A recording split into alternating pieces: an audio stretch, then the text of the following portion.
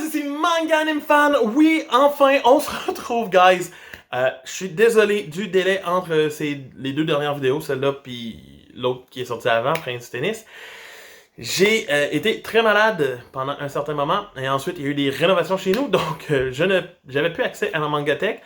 Désolé aussi que cette vidéo ne soit pas dans la Mangatech parce que dans le fond, on va faire un petit bilan de ce que j'ai lu.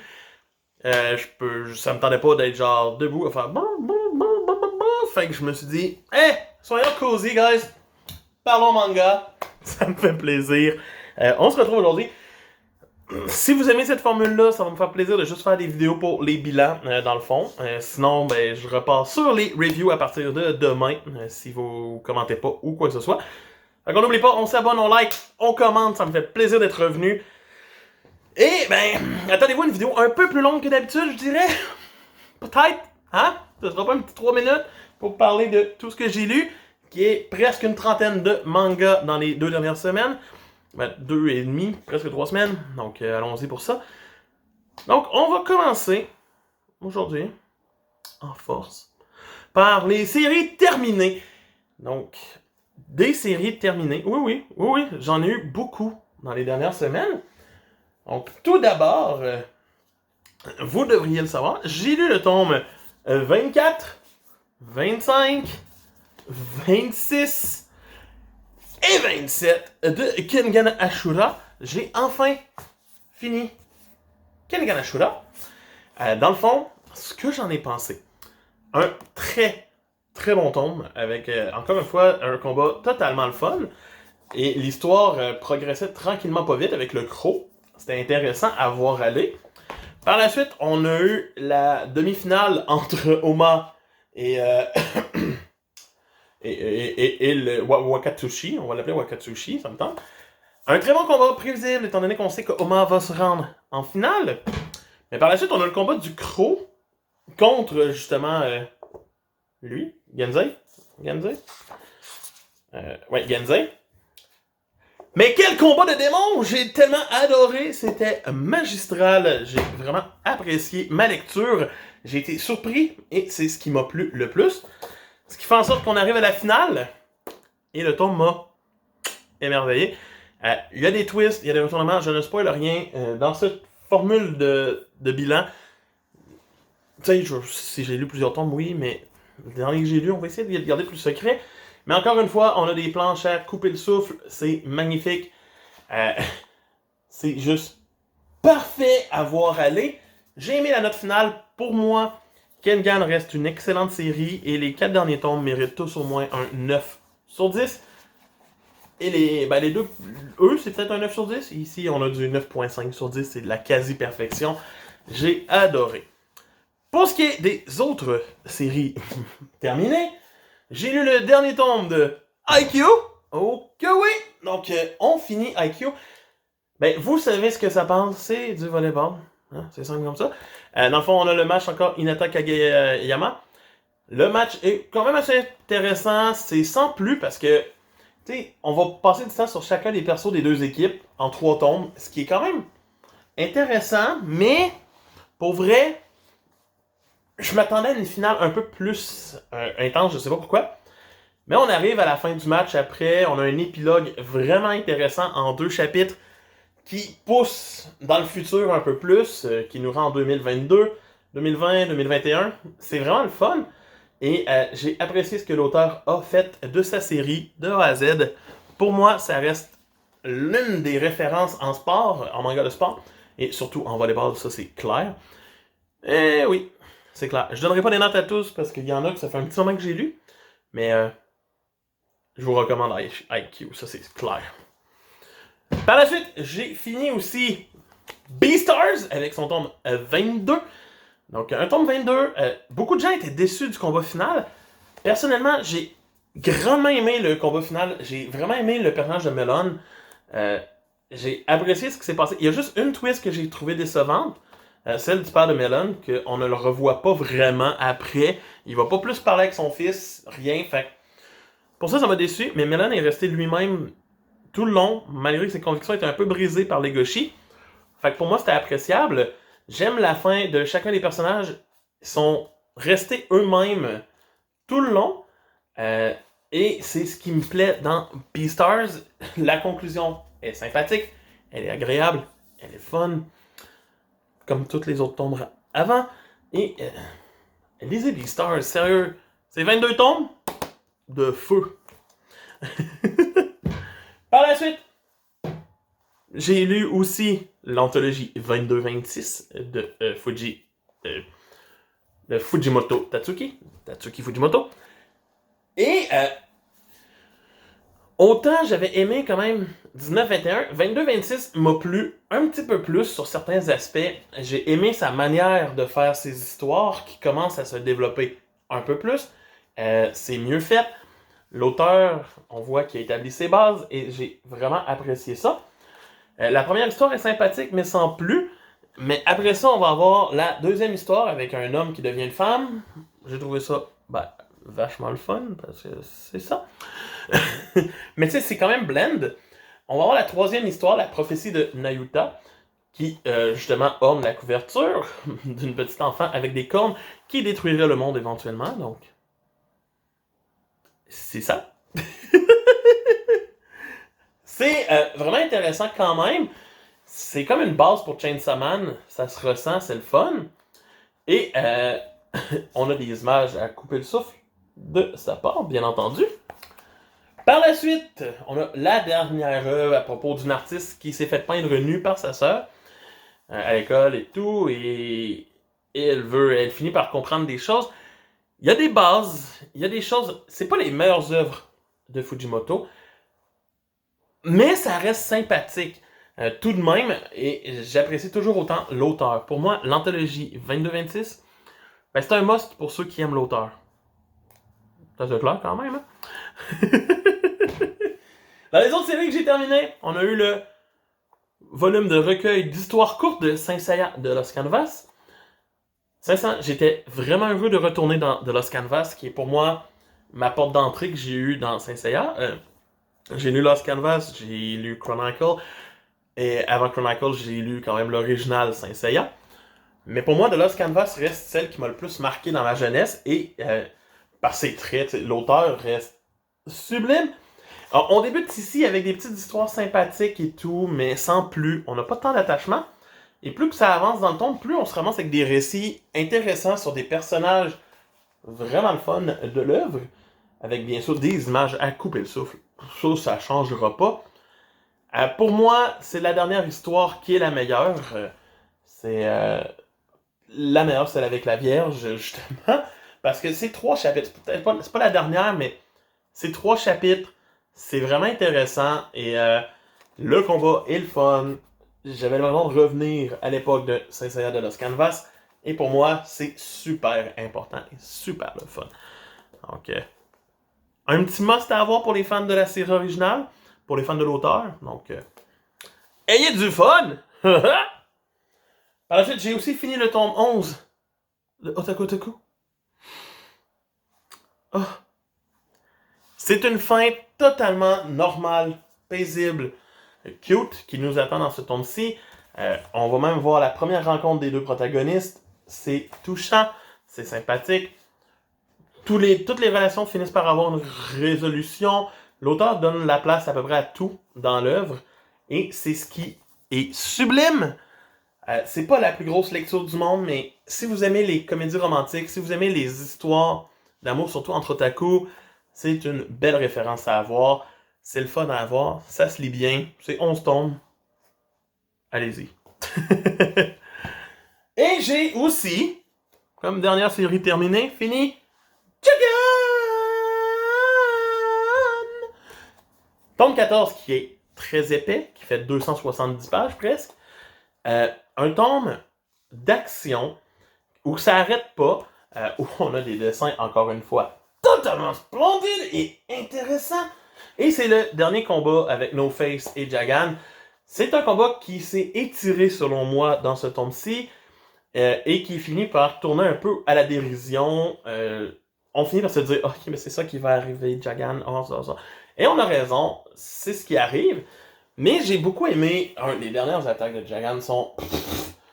J'ai rien à redire contre ça. Et c'est tout à peu près, parce qu'après ça, on va aller un petit peu dans le futur de quelques jours, et on va voir la résolution de certains personnages, mais sans plus. C'est comme ouvert à une suite à la fin, comme si c'était pas le dernier tome, et pourtant ça l'est. Donc c'est triste, mais c'est comme ça. Mais ça reste une très belle série à avoir. 14 tomes, un peu dans la veine de Parasite, mais qui fait les choses autrement. Moi quand même. Donc, je gagne. Maintenant, passons aux séries continuées. Les séries que je continue tout le temps. Donc, on va commencer par les séries qui ont plus qu'un volume de lu ce mois-ci. Donc, on a Darwin's Game avec le tome 17 et le tome 18. On embarque vraiment dans l'arc des pirates et tout. On les rencontre vraiment. On a vraiment le début des hostilités à la fin du tome 17, tranquillement, milieu du tome 17, ça arrive. C'est bien amené, j'aime le concept qui est amené, mais j'aime encore plus, les adversaires ont de la gueule, j'aime vraiment ça, mais j'aime surtout le concept qui se passe à Shibuya en parallèle, où il y a des monstres qui sont apparus et qui se mettent à se battre contre le monde. Et qu'on a nos autres héros qui vont devoir aider dans l'extermination. On a comme des espèces d'ours et un mammouth géant qui sont là. C'est vraiment bien amené. Ça me titille un peu plus de savoir c'est quoi qui se passe dans le monde de Darwin's Game, où on s'en va, qu'est-ce qui arrive. J'ai jusqu'au tome 20 pour l'instant, 21.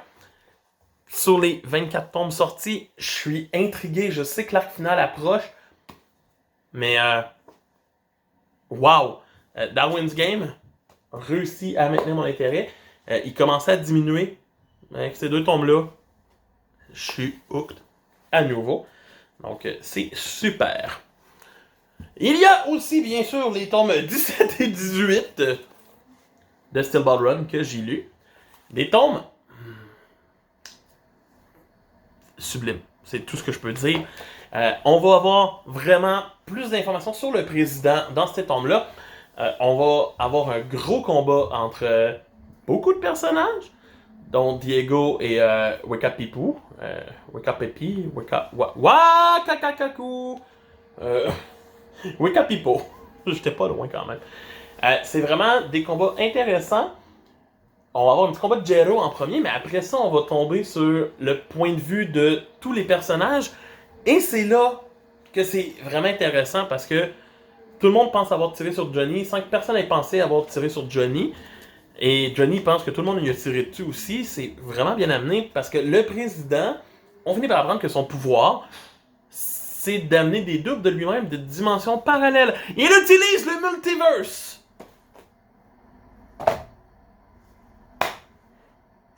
Jojo utilise le multiverse. C'est vraiment intéressant à voir. Et ce serait juste dans notre univers qu'il y aurait le cadavre.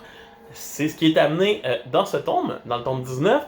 Et c'est vachement intriguant. Je suis en mode, qu'est-ce qui va se passer? Puis comment ils vont le battre, le président? C'est comme beaucoup demandé quand même. Parce que on ne sait pas où ça s'en va. Et désolé si vous entendez des bruits, il se passe des choses dehors. Donc, on ne sait pas où c'est que ça s'en va. Et c'était des lectures formidables. Donc voilà. Par la suite, on va passer aux éditions doubles, les volumes gros et épais. Édition double ou édition parfaite. Donc on commence avec le tome 15 de Shaman King Star Edition. Oui, j'ai toujours un signal intérieur parce que c'est là que je suis rendu dans l'animé. J'essaie de ne pas me spoiler la fin de la série en regardant l'animé.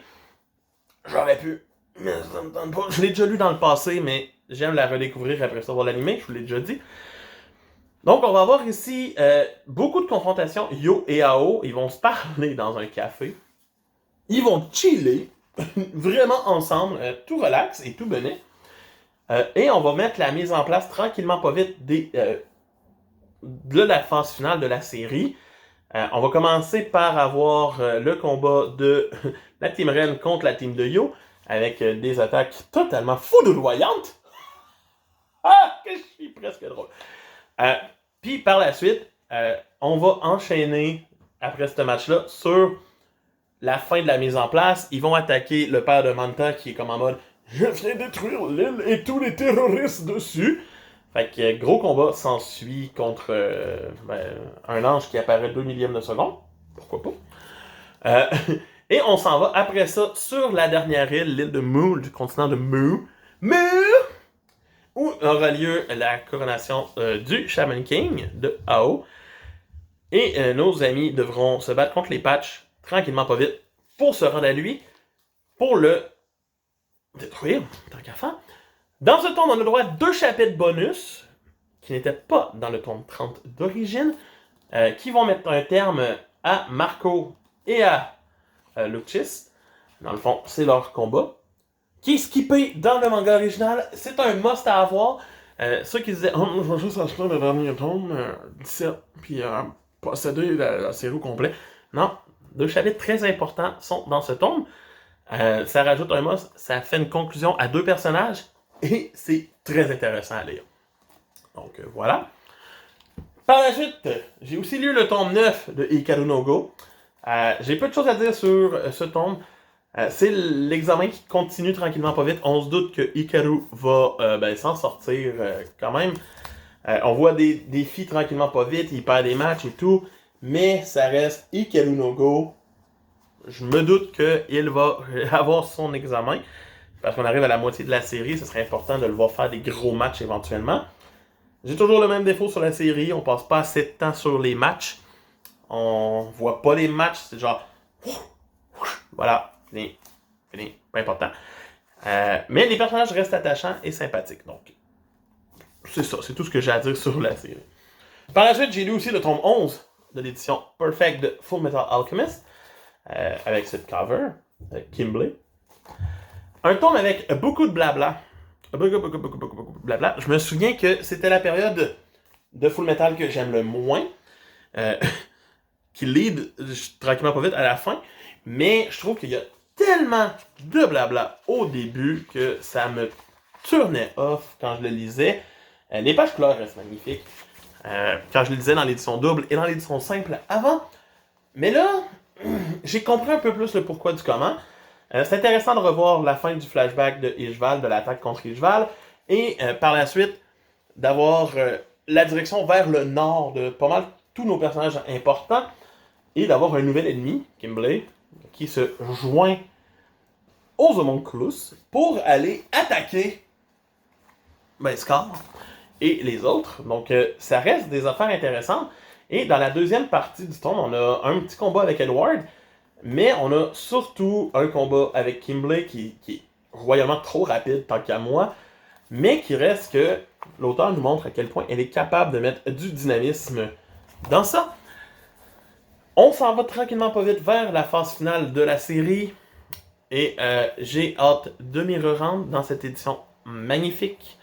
Et c'est ça. C'est tout ce que j'ai à dire. Ce tome. Donc voilà. Sinon, j'ai lu le tome 2 de The Breaker New Wave. The Breaker New Wave continue la trend pour moi de The Breaker. C'est le genre de tome que je lis, je suis comme ah ouais, il y a des dessins vraiment stylés, puis ça coche. Mais côté histoire et scénario, je suis comme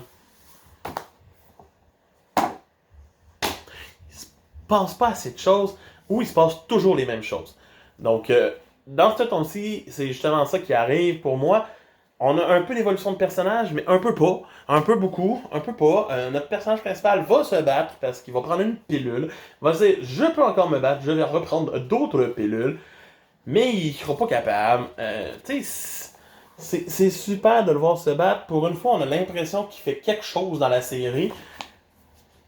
Mais c'est ça. On va vraiment juste avoir des petits combats qui servent à rien. Mais encore une fois, beaucoup de discussions. Beaucoup sur le Murim. Beaucoup de choses. À chaque fois, je suis comme... Ça prend du temps à lire. Et je trouve qu'on n'avance pas tant que ça. Mais l'édition reste magnifique. Et c'est une série que je vais finir quand même jusqu'au bout. S'il y a une saison 3 après, je sais pas si je vais embarquer dedans, par exemple. Je ne sais pas. Ça va dépendre de ce qui se passe dans les prochains tomes. C'est intéressant de revoir le professeur, justement, le maître qui a abandonné son élève, mais sans plus. Donc, c'est ça. Sinon, j'ai aussi lu le tome 4 de Baki. D'ailleurs, les prochains tomes sortiront en décembre. Soyons heureux.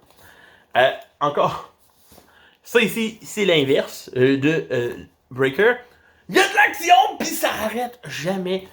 On a le droit au combat du père de Baki dans ce tome-ci contre justement le tigre. Et, oh, le combat commence officiellement presque à la mi-tombe. Après ça, on sait qu'il y a un docteur qui va se battre contre Baki. C'est intéressant la mise en place, mais le combat commence à la presque mi-tombe. Ouais, à peu près. Ici. Et mon Dieu, ça lâche pas! C'est des retournements par retournement. L'auteur est vraiment doué pour faire des combats dynamiques et intéressants. J'aime vraiment son style. J'aime la violence qui se dégage de chaque attaque et de chaque coup. J'aime toujours autant les pages couleurs qu'on a dans cette édition. Tu sais, ça donne du swag et de l'esprit. Donc, pour moi, Baki reste de loin supérieur et prend pour moi la relève de Kengan Ashura dans ma dose de baston. Je suis de plus en plus tenté de me dire que je pourrais tomber pour Karakuri Circus, whatever. Parce que si l'édition est encore plus belle que ça, ok oui. Mais bon, c'était Baki. Par la suite, j'ai aussi lu le tome 11 du Prince du Tennis. Dernier tome que je possédais pour l'instant, il va falloir que je continue d'acheter la série. Un tome qui s'est lu vite, qui est rempli de matchs d'entraînement. On se rend tranquillement pas vite au gros match important à la fin du tome. Donc on commence la finale ou semi-finale, je me souviens même plus tellement que c'était plus important pour moi. C'était peu de matchs. On passe pas assez de temps à ces matchs pour moi, tant qu'à moi, encore une fois. Et c'est le Prince du Tennis. J'ai hâte qu'il se passe des choses plus intéressantes. Donc voilà. J'ai lu aussi le tome 2 de Darling in the Franxx. Un tome 2 qui met en place de plus en plus la dynamique entre les différents personnages de la série et qui nous met bien sûr les dessins de l'auteur qui sont totalement sublimes, encore une fois.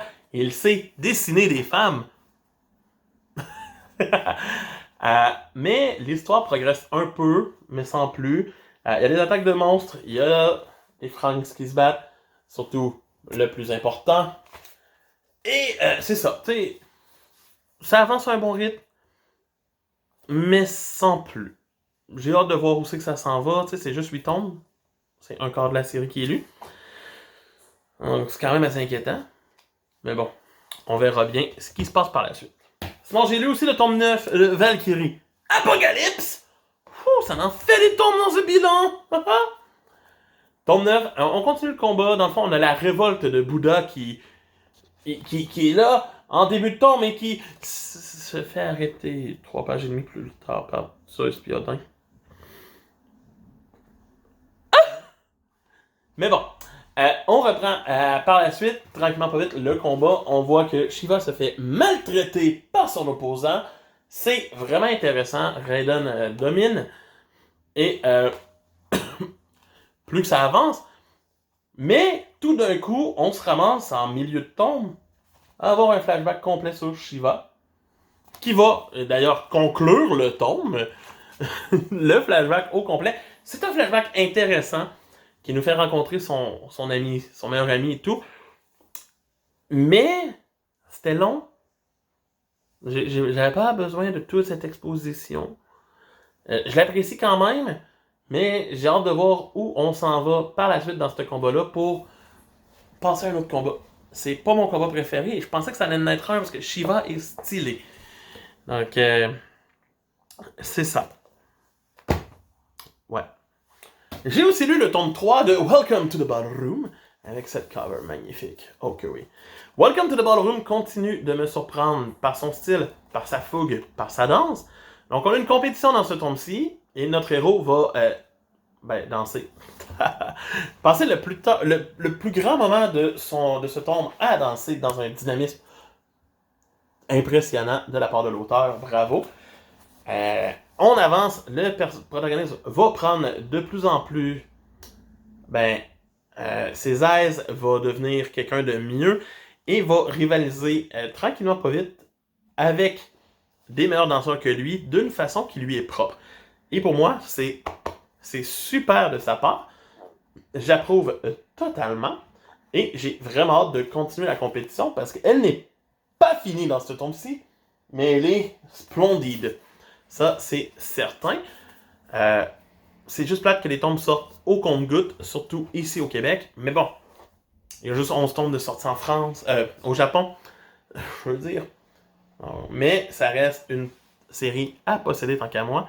Pour les fans de danse, pour les fans d'un bon petit shonen sympathique de sport, c'est un must. Ensuite, j'ai lu aussi le tome 23 de Fire Force. Un tome 23 lourd en exposition, sincèrement, mais pas lourd. Tu sais, c'est des expositions sur c'est quoi qui se passe vraiment et où on s'en va. Et c'est vraiment bien amené. J'aime le fait qu'on commence à avoir de plus en plus d'adversaires. On en apprend de plus en plus sur les passés. L'auteur est en train d'être un génie dans sa façon de faire. Au début, j'étais comme, ah, ça va aller par... Non! Je suis vraiment heureux pour ça. Même à la fin, Arthur va partir sur une quête pour trouver le métal le plus précieux sur Terre. La quête part comme du monde grâce à tout le monde, la ville qui l'aide. Mais éventuellement, Arthur comprend autre chose et part sous terre. Et il va retrouver ses parents. Arthur, il y a des parents!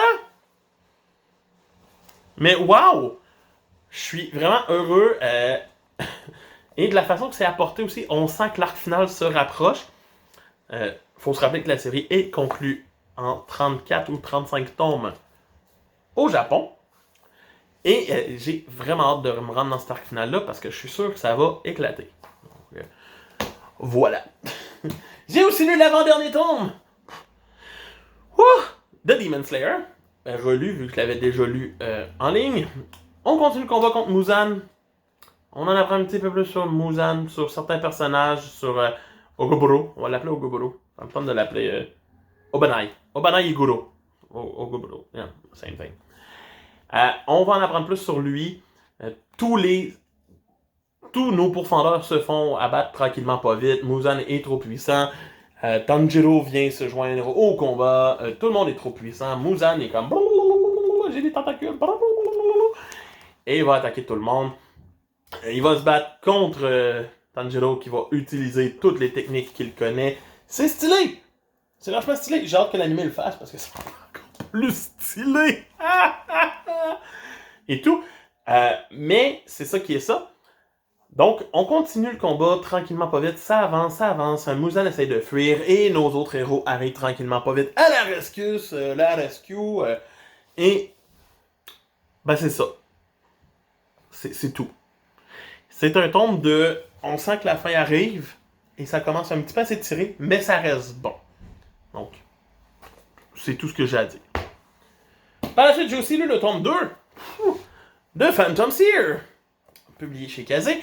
Le tome 2, et que c'est là que je me suis rendu compte à quel point je comprends pourquoi ça a été cancellé dans le Jump. Le monde dit que Phantom Seer est une pépite qui n'aurait pas dû être cancellée. Oui, côté dessin, c'est magique. C'est totalement beau, c'est le fun, j'ai du plaisir. Mais côté histoire, personnellement, tout avance trop vite. On arrive, on apprend déjà qu'il y a un ennemi super à battre. Tu dis, on va le placer pour tranquillement pas vite. Oui, ok, mais première rencontre dans ce tome-ci, on va la revoir éventuellement. Mais pendant ce temps-là, t'as l'ami qui apprend tranquillement pas vite, Chihiro, qui doit justement avoir un entraînement. L'entraînement se finit en genre 12 pages et demie, en quelques heures. Pendant qu'on voit l'adversaire final popper pour la première fois, t'es comme, cool. Et après ça, on repart sur des petites enquêtes plus tranquilles sur un autre élève. C'est stylé, c'est le fun, mais tu sais, j'étais comme, si ça a tout un lien avec la fille finale à battre, ben il reste 2 tomes, ça risque d'être le cas. Mais tu sais, quand t'es dans ton tome 2, puis que ça va un petit peu trop vite ton entraînement, un petit peu trop vite vers ci, un petit peu trop vite vers là, ben éventuellement, oui, c'est sûr que ça sent l'auteur garage des idées pour essayer de s'en sortir. Pour moi, c'est ça. Donc voilà. J'ai aussi lu le tome 36 de Détective Conan. Oh. Le tome 36, qui finit l'enquête sur la petite île avec tout le monde. Une enquête qui finit par être correcte et normale, mais par la suite, on enchaîne sur une très longue enquête avec un cacheur de bombes, peut-être, qui va avoir caché des bombes. Et Conan va démasquer qui l'a fait, mais après ça, on découvre que il y avait comme des voleurs qu'on a arrêtés en plein milieu de l'arc, qui sont arrêtés ici. Tout est bien qui finit bien.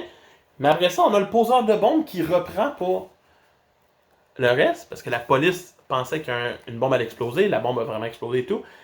Et on va finir par avoir une suite logique d'événements qui va mener à Conan en grand danger avec l'inspecteur qu'on connaît tous. Et c'est vraiment bien amené. L'arc n'est pas fini encore. Pour une fois, c'est pas 3 enquêtes plus le début d'une autre, mais comme 2 enquêtes, dont une très longue. J'approuve vraiment. Pour moi, Conan a repris mon intérêt dans ce tome, et c'est vraiment agréable. Et pour finir, on parle de Aoashi tome 9, publié chez Mangetsu. Aoashi va ici avoir un tome qui m'a un petit peu laissé de marbre. Il se passe pas grand chose au début, on voit juste un match de côté. C'est pas intéressant tant qu'à moi, c'est juste des personnages qui se parlent de conviction et de conviction et de conviction. On sent qu'il y a quelque chose de gros qui s'en vient dans la série, un gros match s'en vient. Et il arrive à la deuxième partie du tome. Par deuxième partie, en fait, à la fin du tome, il est mis en place. On a un entraînement en plein milieu du tome. Et c'est là que je me dis, hey, j'avais-tu hâte que ce match-là commence? Oui, mais le match commence à peine à la toute fin du tome. Il ne nous reste à peu près rien. J'ai vraiment hâte de lire le tome 10. C'est ce qui m'intrigue le plus. Mais ce fut quand même une lecture agréable, mais sans plus. Donc, c'était mes lectures du mois. Donc, de la deuxième partie du mois. Donc, j'espère que ça vous a plu, que mon retour vous plaît. Donc, commentez ce que vous en pensez. Si vous voulez que je garde cette formule-là ou on retourne au manga review normal, commentez le plus rapidement possible. Comme ça, ma décision pourra être prise avant mes prochaines lectures. Donc, c'est ça. Sinon, abonnez-vous. Ça me fait plaisir de faire des vidéos pour vous. Des mangas de fan qui vous dit hey! Des mangas pour toi! Et pour toi! Non, hey, à bientôt. Bye!